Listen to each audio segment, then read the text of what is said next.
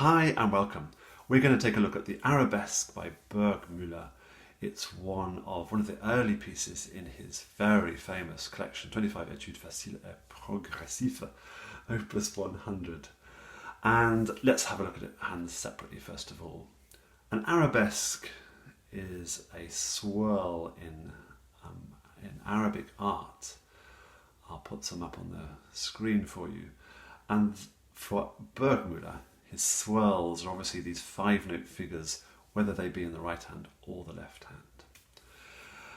hand. Allegro fa scherzando, in a jokey style, a scherzo is a joke. And leggero, light, and piano, very delicate. So,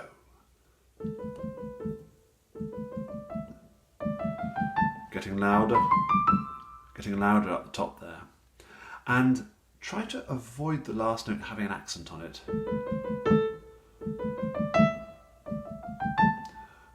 It's so easy to do that because we see the staccato and think tension. We want to avoid that. We just want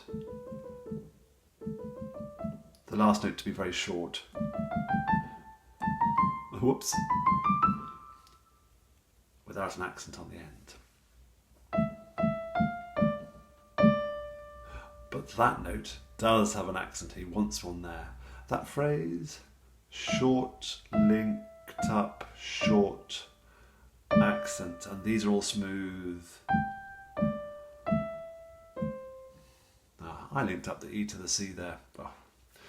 And let's go and do the repeat now of that section.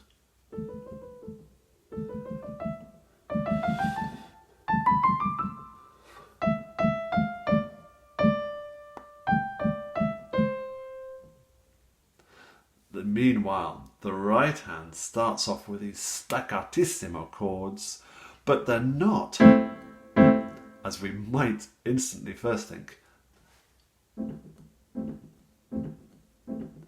And sim, so we're going to keep them like that all the way through.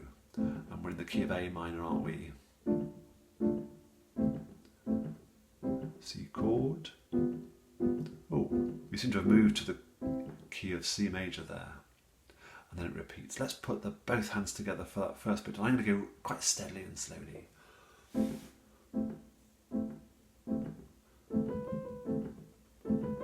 A bit more.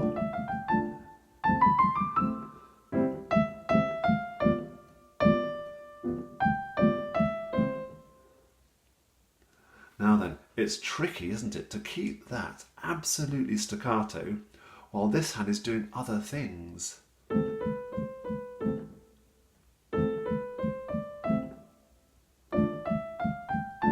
So I would practice it. Do you see how I'm deliberately bringing up my hand to make sure I really am staccato. And here is that keeping up with what it's meant to be doing, staccatos and legatos, with that constant.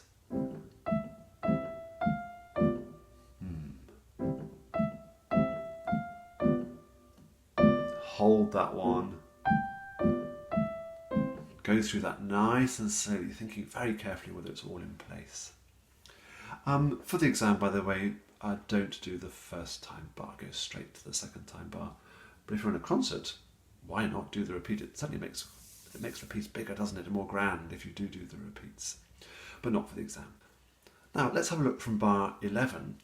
It's the left hand that has these whirly arabesque patterns. And this is going to be quite a loud, dynamic section, at least to start with.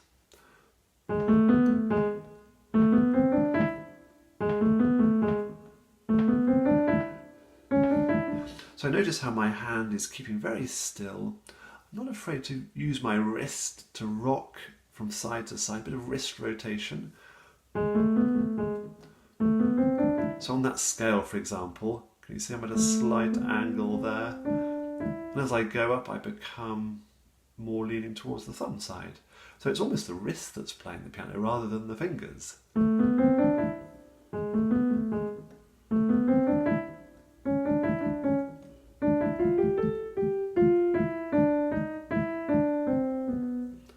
with a very slight sense of the phrasing there, those slurs. But when it's going fast, it's all going to link up, to be honest, isn't it? Now we've got so many little runs with our fingers. Let me quickly show you a finger exercise that's very good. I'm going to do it just with the right hand for now. I'll show you, you'll see what I'm doing. I'm basically going to hold one note and then use the other four. 1, 2, 1, 2, 1, 2, 1, 2, 1, 2, coming down, 1, 2, 1, 2, 1, 2. It's a little bit laborious, but it's great for getting some finger independence and strength going. You could do it with both hands together. You could make it slightly more complicated with this rhythm. 1, 2. 1, 2. 1, 2. 1, 2. You get the idea. This makes it slightly more involved. And a way of stepping it down a notch would be to play it staccato. 1, 2. 1, 2. 1, 2. 1, 2. And by the way, that little shaky thing I do, I'm not thinking about that, but it's when I'm holding a note, it's making me think, is my hand absolutely relaxed and still? It's a habit I've got hold of, really. But it's a good thing to do. 1, can I just move my hand relaxedly around the thumb axis? Okay, I can, so therefore I'm good to play. Let's move back into Burgmüller's piece. We had looked at this middle section here, but we hadn't looked at the right hand. It's not doing very much. Let's just think it through with the left, slowly.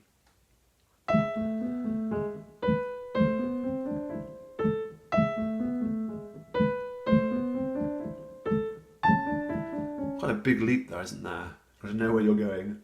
And an accent.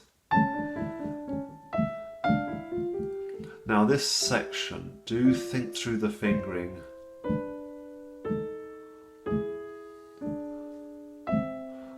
And you notice I completely ignored the phrasing. I just played it as a two-bar line. That works for me. Let's think that through one more time.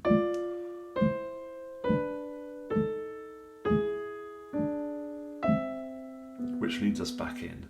If we did do the phrasing as indicated, perhaps this will be better.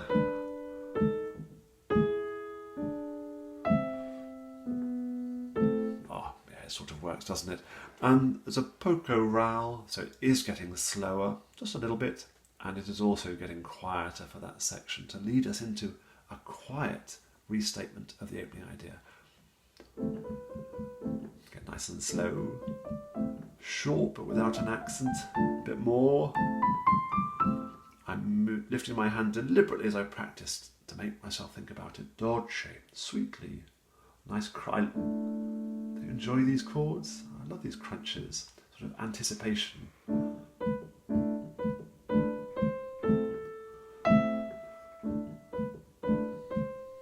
It's like I did the third on that beat, didn't I? And then swapped to the second there, just as I did at the start.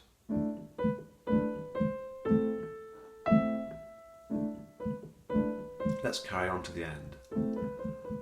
Getting louder. Sorry, my hand's probably gone off your screen there, but you know what the notes were. And risoluto. Yes, I got to the end and I want some applause, please. Sforzando, and hold it on. hold the audience in the palm of your 4 fingers just for a moment. It's a lovely piece. This whole group of pieces are wonderful. If you are enjoying the piano and getting serious about it, just get Burgmüller's Opus 100, his 25 studies. They are on IMSLP, and there's a link in the on my website certainly, or buy a printed copy if you prefer. Any questions, please come back to me. Best wishes. Bye bye for now.